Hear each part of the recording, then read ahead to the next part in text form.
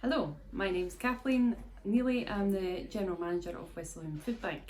So that means that I oversee the warehouse distribution, the charity shop, the food network and now the Cap Tech Centre.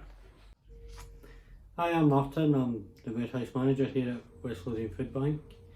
I look after the men and women that work at the warehouse, and I oversee all the sorting, date sorting and deliveries that we do.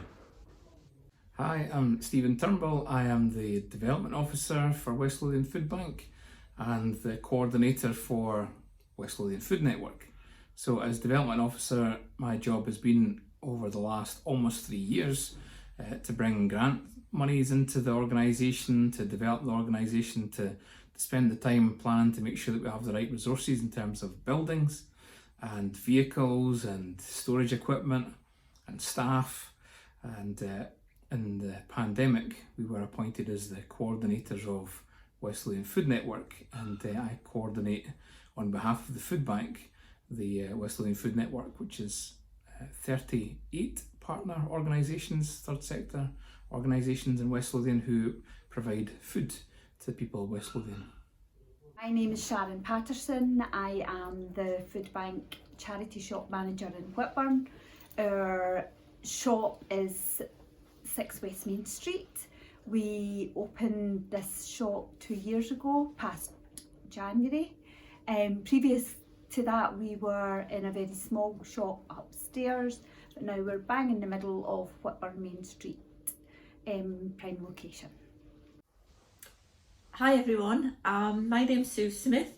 I'm a Debt Centre Manager for Christians Against Poverty, better known as CAP. The exciting news for you guys out there is that we're setting up a new debt centre, brand new debt centre in West Lothian, which is the first one for Christians Against Poverty. And what that entails is we want to reach out to people that are out there that are either in poverty or debt laden, in the hope that we get them on board and we work with them and eventually get them debt free.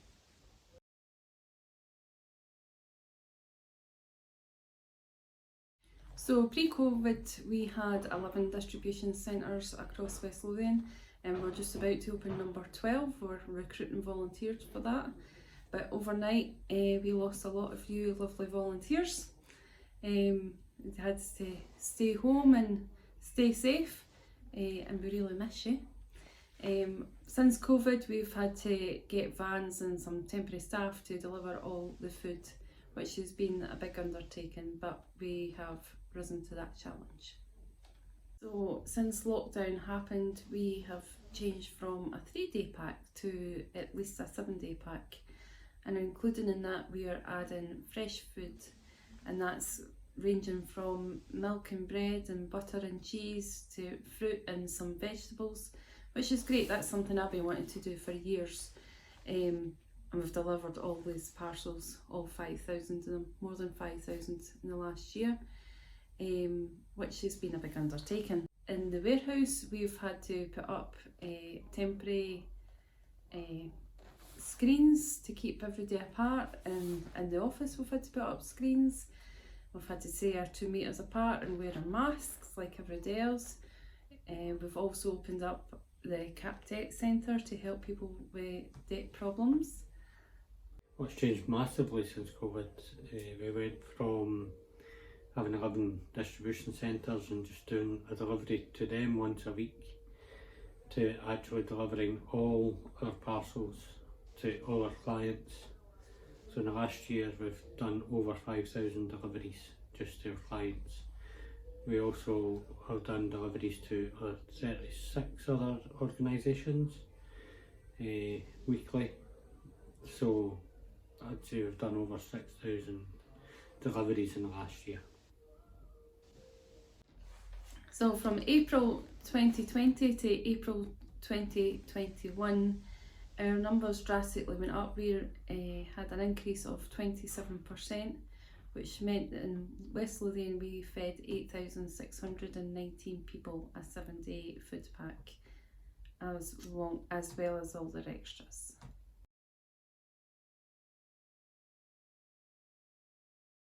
The shop has changed dramatically since COVID.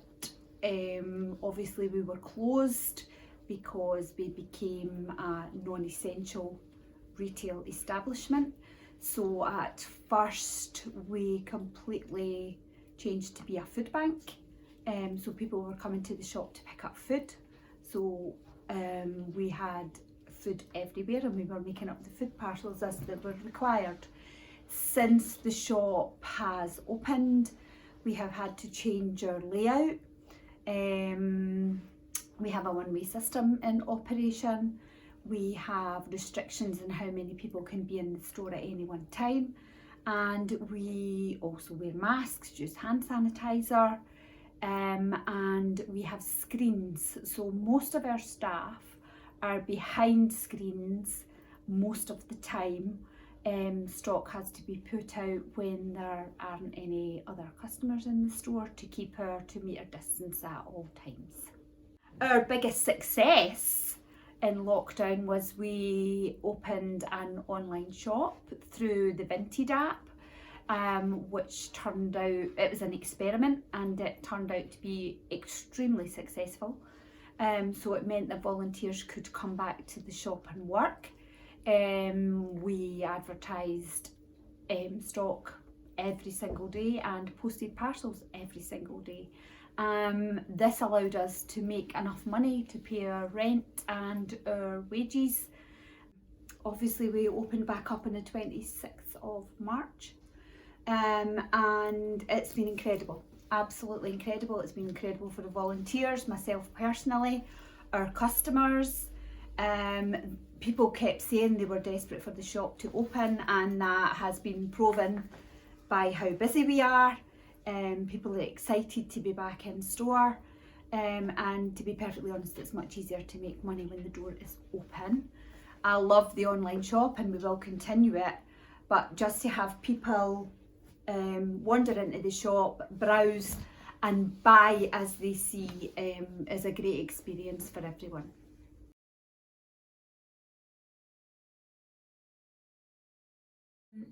With Christians Against Poverty, as I said, we're out there to try and hope and reach as many people as we can. It's an absolutely free service that we provide. We know how burdened people are with debt, and sadly, really sadly, there's 34% of people that come to CAP have either attempted or considered suicide because of debt. And there's another 30% of clients that come to us that have actually left it 3 years before they tackle a debt and come to us. So once again, it's people like that that we're desperate to reach and to help out. Currently, the debt centre opened on the 10th of May. However, we haven't got premises as such, so I'm working from home at the moment, but that doesn't stop us reaching out customers out there. We work from home and we go and visit clients in their home if they so wish at this moment in time with COVID. If they don't, that's no problem. We can carry out those appointments over the telephone. Once we get our new offices with the West Lothian Foodbank, hopefully, fingers crossed, we'll move into the premises with them because they're funding the CAP position that I've got.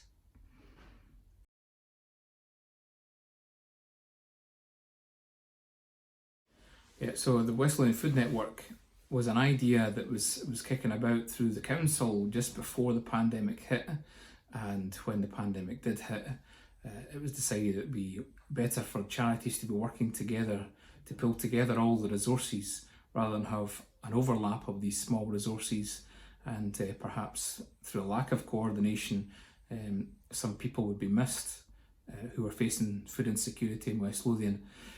So the Food Network has rallied really quickly through the coordination of the food bank to pull together these 38 charities to work together, to pull together the community food hub, which is at Dean's Industrial Estate, to have walk-in fridges and walk-in freezers, and pull together 4 vans for distribution and some warehouse staff.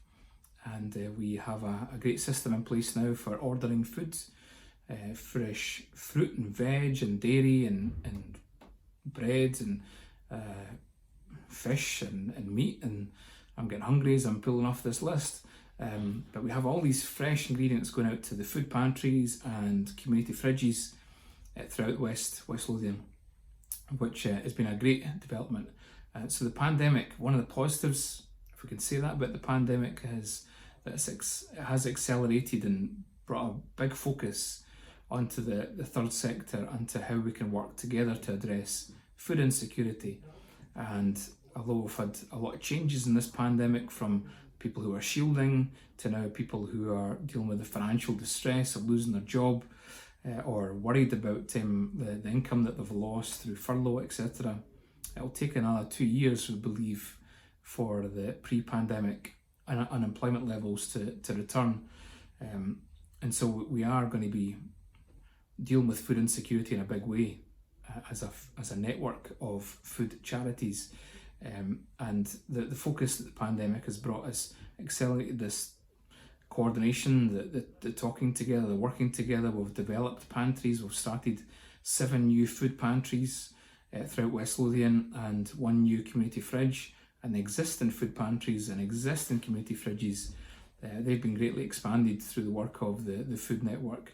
So we've been feeding an average of 4,092 people per week as a network throughout the COVID pandemic, and we would expect to be feeding over 3,000 people per week over this next 6 months to a year, as we again look to address food insecurity. And beyond all of that, we are looking to explore ways in which we can help people to make their household monies go further, to cook food and make their food go further rather than relying on takeouts and things like that. So there's a lot of education ahead for us to put to people now that the kind of emergency part of COVID's over. There's things that we can achieve together to really make a dent into poverty and to stop people falling into a position of crisis.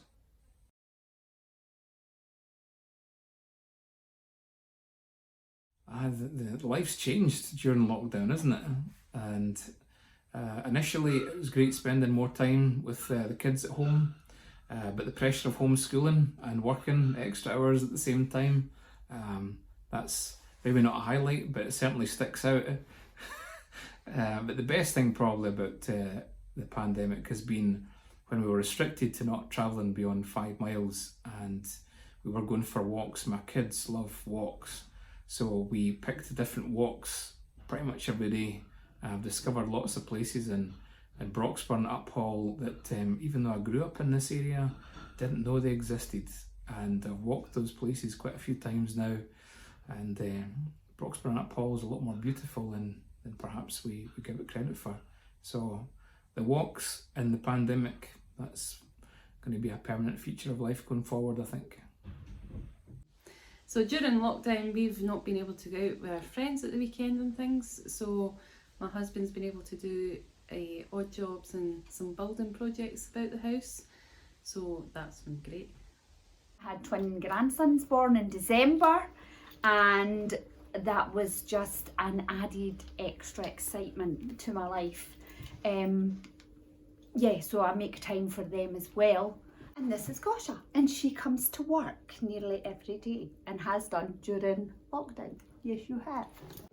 And this is Duke, and he also comes to work nearly every day and has done during lockdown. So it changed for them dramatically. Yes, it did. Ooh, the favourite part of activity at lockdown. Well, spending time with my husband.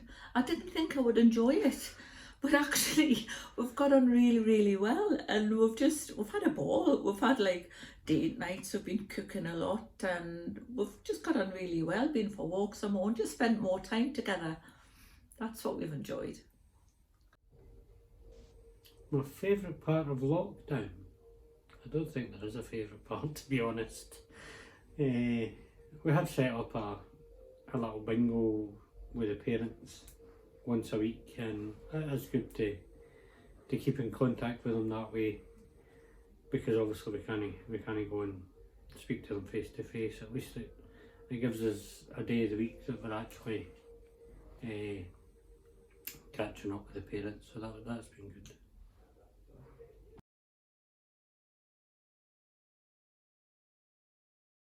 Well, with the debt centre being just new, I'm desperate for a team. I can't work on my own. I can't do it on my own. There's myself and there's Brenda Robson, who's going to be my debt coach. But we're desperate for volunteers.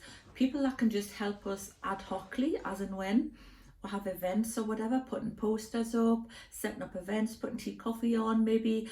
But we're after befrienders as well. Befrienders are people that would come on visits with us when we go to see our clients and just be there for us. And it may be that there's an option if you wanted to befriend that person and continue, just phone them, text them just to see if they're okay while they're going through this process of becoming debt free, because we do keep in touch with our customers right from the start, right till they're absolutely debt free. So there's lots of opportunities to do loads of different stuff. So please, if you've got 2 hours spare, a week, a fortnight, a month, whatever, please, if you're interested, get in touch. We're very grateful that we've appointed an executive assistant recently to help to take the development work of the Food Network and the Food Bank forward. It's difficult to think of opportunities for volunteering just now because we still don't have a real clear picture of what the landscape's going to look like once the pandemic's over. At this stage, there is no immediate need for volunteers for anything to do with the Food Network.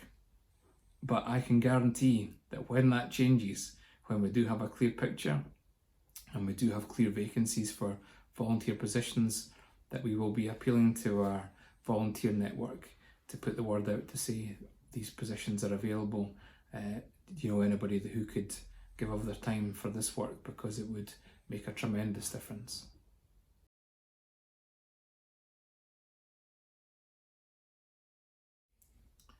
The organisation really has changed a lot in the time that I've been here.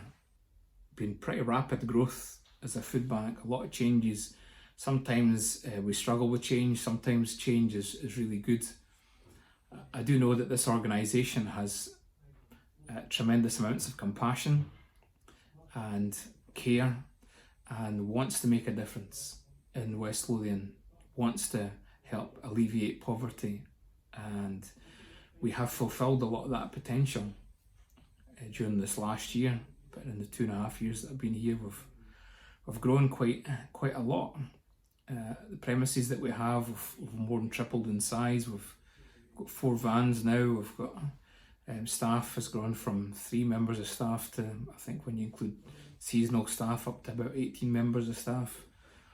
But the reach of the work that we have, the influence that we have, we've started CAP. We are spending more time with anti-poverty people in West Lothian Council. We're spending a lot more time with other charities who want to make a difference in West Lothian. And a lot of people are looking to us for coordination and for input and for mentorship. And working together with these other organisations, we are bringing in more money combined for grants, and we are talking together about how we make the third sector response to COVID and the third sector response in West Lothian to food insecurity. How do we make it stronger? How do we get this right? How do we do better? And we are improving all the time, and there is still a lot of improvement to come, and I'm really excited by, and I've been really inspired by the volunteers in our organisation, the staff in our organisation, and now the charities that we work alongside, and some of the key personnel in West Lothian Council. I'm very confident in the months and years ahead that we really can make a big dent in poverty in West Lothian. 23% of people in West Lothian live below the poverty line. You know, for the 5th richest economy in the world, that's pretty ridiculous, and it's really poor, and it's unsatisfactory, and it's unacceptable. But who's going to make a difference? Who's going to change that?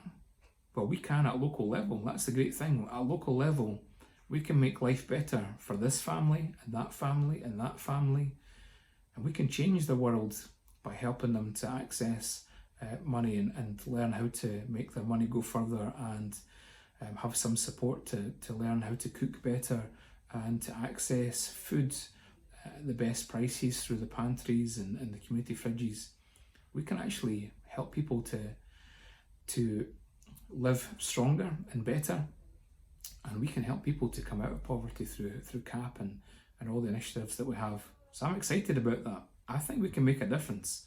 I know that we have made a difference for the people that we've helped, but going forward I think that we can make a huge, real significant difference to society in West Lothian.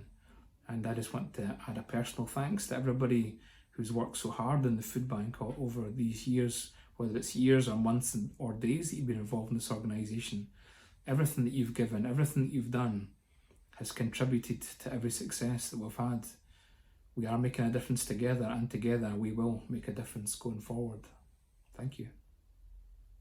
So thank you for supporting us for the last year. We really have missed you. I miss coming to visit, and I miss having a wee cup of tea and a chat about all your families and friends' activities. And I can't wait to see you back in the centres, and one day we'll get to give you a wee cuddle as well. We're really missing you guys, and so is all the board, and I know that. So stay safe everyone, and as soon as we can get you back safely, we will be opening the centres again. Take care.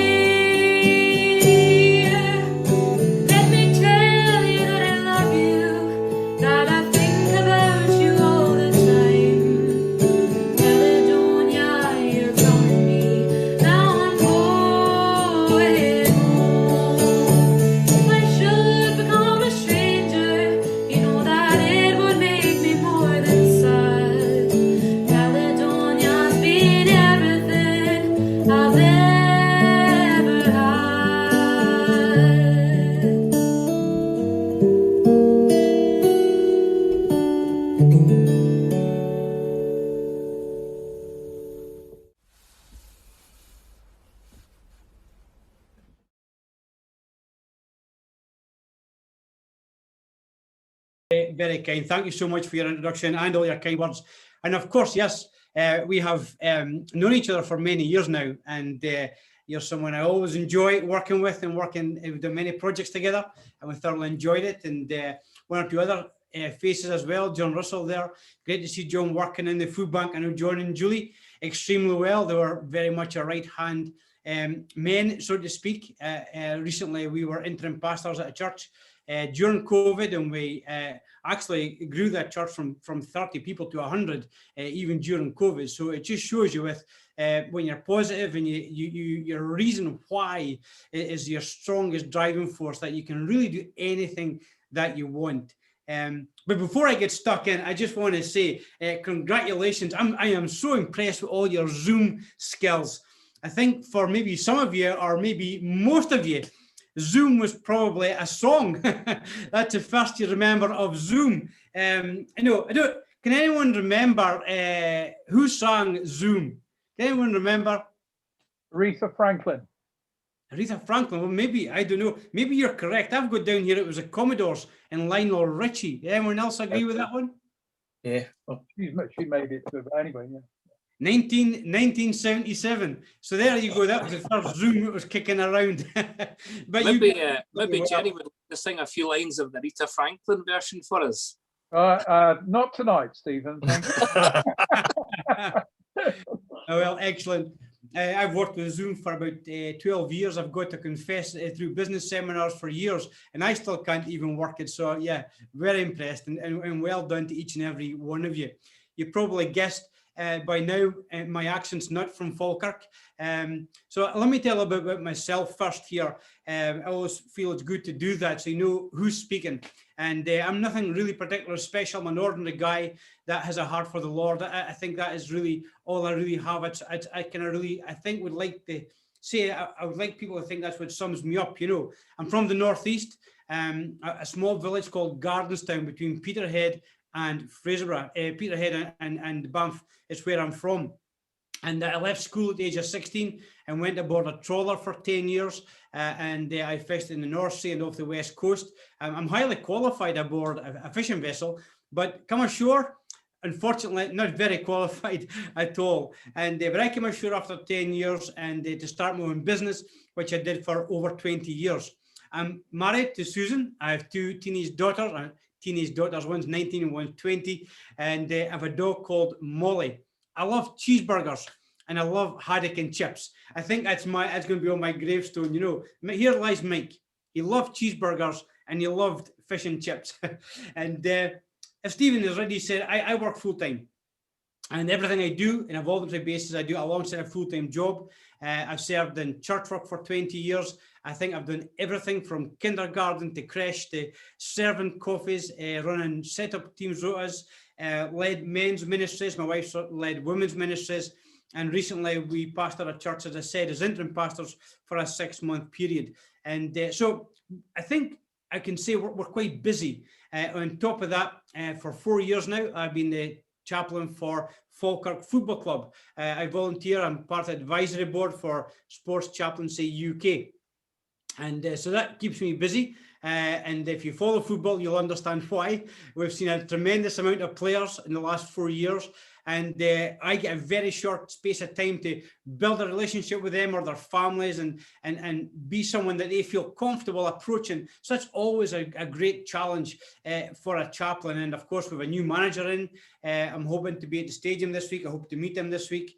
And also already new players are coming on board that I have to make contact with. And I do that a lot through social media, which is a great tool. Lots of downsides and people don't want to do social media, but it really is a fantastic tool for charities and for volunteers to maintain and build relationships. So I guess that's a small snapshot of who we are as a family.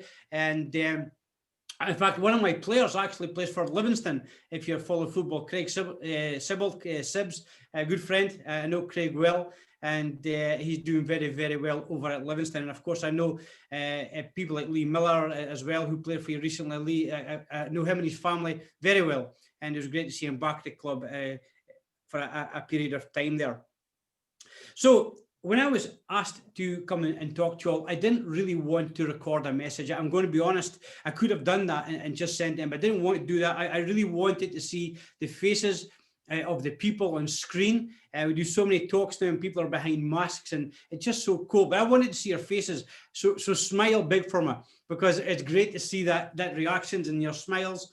And I also want to say thank you for all the hours that you guys are putting in and all the sacrifices that you are doing and making the food banks work. I wanted to do that in person. I didn't want to make a recorded message.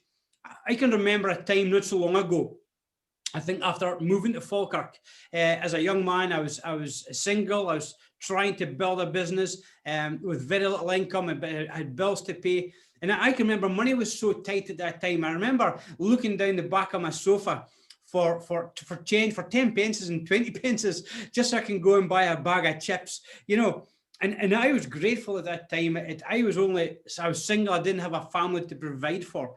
And I was blown away when I looked at the stats sort of last week of the food bank in Scotland to realise that over 250,000 of emergency food parcels was given out in Scotland alone. That figure absolutely blows my mind. And the need for food banks is growing at an alarming rate. So I can't really say that I can't put too much on this, that you and the work that you do is so vital to your communities. It really, really is. And it's so much more than just a volunteering role. You don't know the blessings you are to so many people and to so many families out there. Before I share a couple of things with you, I want to just tell you a kind of funny story I read earlier on about volunteering or doing volunteer hours. Don't know if any of you have children or have had children. I'm sure some of you have had teenage children in the past, or have had teenage daughters in particular. And eventually, sometimes, some of you are nodding your heads, eventually, you know, they'll bring a boyfriend home. And I read a story about a girlfriend who brought a boyfriend home. And the boyfriend just wasn't really what the parents were looking for in a boyfriend. He came in wearing a biker's jacket. He was wearing bobber boots. Can you remember what bobber boots were? John Russell will.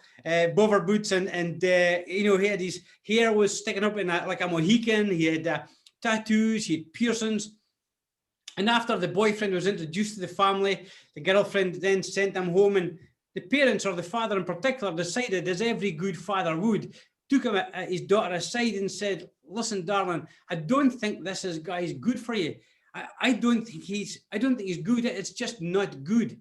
And she says, "Dad, what's not good about him? Last month he did 5,000 hours of community service." I don't quite think that was a volunteer the father was looking for when he was looking for something that was good. Anyway, it's a fable, it's a story, but I thought it was a funny joke when I read it earlier on. I was going to do one about cats and mice, but I bailed out and I thought I'll stick to the one about the girlfriend. I hope you liked that one. You folks are good. And so I want to give you 3 nuggets of encouragement, and I want to give you 3 reasons to keep on doing what you're doing. And before I do, just as a side note, and I've been here since the start of your seminar. I know I just had a picture up, but I was in the background, I was listening, I took a few notes, I listened to a few of the comments, I was even put in a wee room with some of you, and I listened to all the feedback and the comments. And coming out of lockdown is a real thing, and for a lot of people, it will be, you know, a stressful time. You know, when anxiety is high, and you're thinking, will I do this? Will I do that? Should I continue working with the food bank? You know, what rules should we do? What rules do we not need to do? It can be really stressful. But I want to encourage you to remain focused on the why you do what you do. Remain focused on that, and the how will come, and you'll grow and you'll thrive as a blessing to your community. So do remain focused on your why. So what am I going to share with you in the sort of next few moments? I've been asked to keep it under to around 20 minutes. So you've only got like 10 minutes to listen very carefully. This is me speaking slow, by the way. So if you think I'm talking fast, trust me, this is my slow speed. Just ask John Russell or Stephen Turnbull. They'll tell you, if you wind back the clock, I spoke twice as fast as this. If it's being recorded, you can play it back at half speed later, and you'll get a 40-minute sermon or a 40-minute lesson that you can take notes on. So enjoy your tea and relax. I was thinking about the word effect. It was the word effect that really came to my mind when I thought about you guys and you girls that are serving in a food bank. And the word effect is a strange word, because it's described as, it's something it's a a change that is a result of an action. That's what an effect can be. The effect of one thing on another. And it can be a small word, but it's really a massive word. And I want to just pull out 3 effects which I want to just share with you. And I do think they're important. And it's something that's also challenged me as well. The first reason is this. First reason why I would encourage you to keep doing what you're doing is the effect you're having on others. That's the first thing. It's the effect you're having on others. There's a Bible verse in Isaiah 52:7. Don't panic if you're not a Christian or a Jesus follower. I am, but this is not a preach. But for 20 years, I taught personal development and business development. I did professional coaching for people. And all the books I read, they all refer to, in different ways, actually was passages from usually religious books or the Bible, Proverbs and the book of Psalms. So I just cut out the middleman and get right to the source of their inspiration. That's all I'm doing. So in Isaiah 52:7, there's a verse that says this: how beautiful on the mountain are the feet of the messenger that brings the good news. And this verse, this passage, what it really is saying is that you guys, you are the messengers that is bringing good news to so many individuals and families that are struggling. You're a messenger of good news for that mother to know that she can feed her kids tonight. That's priceless. For that person who has hit rock bottom, you know, your smile when they walk through the door, or the modern food bank when they answer the door and see the food coming in, your smile means more than you will ever know to them. That's something that impacts them. And for that dad who can provide for his family, you are nothing less than an angel.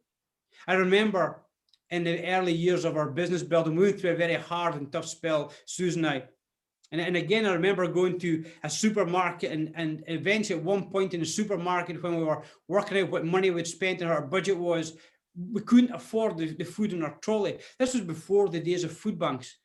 And I can remember my wife going back and putting some of the food back on the supermarket shelves. And Susan never complained. But I can tell you, as a father, as a husband, that was one of my lowest points to see my wife having to do that. You know, that was a real hard thing to swallow. So what you're doing for other people is an amazing blessing to mothers, to fathers, to individuals that are struggling every single day. Really, you are an answer to prayer. And for those who are thinking just now, if there's 250,000 went out last year, how can we keep it going? What impact can we possibly have? I was kind of reminded of a story that I love to tell. I'm sorry if you've heard it before. If you've ever heard me speaking at church or in business seminars, I have told it. It's a story about, I call it the starfish story. And it was about a young boy who was down on the beach, and he was just sitting in the sand dunes looking out as the seas, the waves were breaking on the shore. And as he was sitting watching the waves breaking, an old man came walking through the dunes and started walking along the beach. And then every few steps, the old man would bend down, pick up a starfish, and he'd throw it back in the sea. He'd take a few more steps and bend down and do the same again. And the young boy looked across the beach, and he saw hundreds of starfish lying on the beach, lying slowly being dried out by the sun. And eventually his curiosity got the better of him, and he goes down to the old man and he says, "Excuse me, sir, can I ask you, what are you doing?" And he says, "I'm saving the starfish. I'm putting them back in the sea." And the wee boy says, "But sir, there are hundreds of starfish. What difference can you make?" The man said absolutely nothing. He simply bent down, he picked up the next starfish, and he threw it back into the sea. And he says, to that one, it made all the difference in the world. And that's the impact you're having. You're making all the difference in the world, one family at a time. I so wish this was a live seminar right now in the live room, because I would have loved to have bought, 100 little starfish, and I would have given you, each and every single one of you, a starfish for your pocket to carry about with you every single day, just so you remember that story and to remember the difference that you're making one family at a time. So maybe if you're out in a gift shop or you go into Amazon and you can buy 40 for about £20, I checked them out, and you buy yourself a starfish and put it on your dressing side table or next to your television or in your pocket when you go to the food bank. Just a reminder that a difference you're making one family at a time. The second reason to keep on doing what you're doing is the effect that you have in yourself. Now, I know Stephen Turnbull will like this one. He's probably sitting taking notes right now at this next point because he loves this kind of stuff. But you know, it's great to give back. Proverbs 17:22 says, a cheery heart is a good medicine. And I know Stephen will be promoting green tea and sleeping and drinking water, you know, and you've got to listen to what a man's saying because he knows what he's talking about. Every time we feel a detox coming on, we get Stephen Turnbull's green tea out of the cupboard, you know, and boil the kettle, you know. But Oxford University did a study of 477 volunteers that were volunteering on a regular basis, and they found that overall they had improved their physical health, they improved their mental function, and they had reduced stress levels. Who wouldn't like that? That's without even going to a gym. I'm not a gym buddy at all. I've got a spin bike. Man, it's torture. So volunteering can have almost just as good an effect as going on spin bikes. In Canada, I think they did a survey of 52 students who are volunteering, and the 52 students had to give blood samples at the end of their volunteering session. And their blood showed a greater reduction in their biomarkers associated with heart disease, and they lost weight. If you're a foodie like me and you like your fish and chips, that is another great incentive to keep on doing what you're doing. It's good for the body, it's good for the soul, and it's good for the mind. And I think under that category comes as well, we'll learn to appreciate what we have, don't we? Have you ever noticed that even when you have troubles of your own, when you go and help other people, you forget about your own troubles? They seem to pale into insignificance as we be able to help other people. So it's a great way to reduce stress in our life. So it's good for you to keep on volunteering. And my last point is I'm on target for making it under 20 minutes or certainly under 25 in case there's any questions. Is this, and this is maybe the most important reason of all, and I really want you to hear me. This applies to if you're young and if you're old. The third effect is this: the effect that it has on those coming behind you. That is so important. It's said that our lives in the end will either be a lesson or an example, and we make that choice. You know, that's quite a humbling thought, that your children or your children's children or your future children, if you're in the younger camp, may not listen to everything that you say. They may not agree with everything that you stand for, but they will observe everything that you do. Every single day, I strive to be the best parent that I can to my two girls. Now, I have to confess, I feel weakly. They would probably tell you I probably fail daily. You know, teenage girls are demanding, you know, but, you know, they're great kids and we're a very, very close family, as Stephen and John will probably tell you. But I strive to do that. And I know that my life will either be an example to them or a lesson to them. And I want to be the best example that I can. So when the day comes, when my parent hangs up his boots for that final time, my prayer would be that they would pick up that baton and show kindness to others through volunteering and through serving whatever field that their passions leads them. So please continue to be that example to your children and to your children's children. Galatians 6:9 says, do not weary in doing good. Hey, it can be hard work. Tell me about it. You know, some days you come back from the football and it's been another defeat for Falkirk and we're letting players go or we're going through relegation. You think, man, I don't know if I can do this anymore. It can be weary. It can be thankless. The hours working behind the scenes, sorting food parcels, and maybe tired of the politics. Everything has politics involved in it, and you can get weary of that. But that's okay. That just makes you normal. That just makes you human. Even this year, at one point, Susan and I thought, that's it. You know what? We're out. We're not doing anymore. You know. But then something inside of us kicks in, doesn't it? You know, I don't know if you've ever done that when you think, I'm not doing it anymore. And then something sort of kicks in and you think, we're not designed like that. We're designed to help each other. And we say, okay, God, one more season, one more role, one more purpose. And that's my thoughts I wanted to share with you. It's the effect that you're having on others, the effect that you're having on yourself, and the effect that you're having on those coming behind you. It is so, so important. I just want to finish off with a poem I heard recently. And if you've heard it, then again, I'm sorry, but maybe you'll enjoy hearing it again.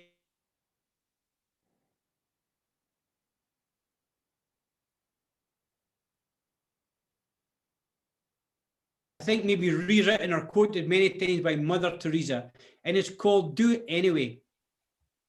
And it was this. She writes, people are often reasonable, irrational, and self-centered, but forgive them anyway. If you are kind, people may accuse you of selfish, ulterior motives, but be kind anyway. If you're successful, you will win some unfaithful friends and genuine enemies. Succeed anyway. If you're honest and sincere, people may deceive you. Be honest and sincere anyway. What you spend years creating, others could destroy overnight. Create anyway. If you find serenity and happiness, some may be jealous. Be happy anyway. If you do good today, that may well be forgotten, do good anyway. Give the best you have, and it will never be enough, but give your best anyway. In the final analysis, it is between you and God. It was never between you and them anyway. So do it anyway. God bless, and thank you all for listening. Stephen, I'll hand back to you, sir.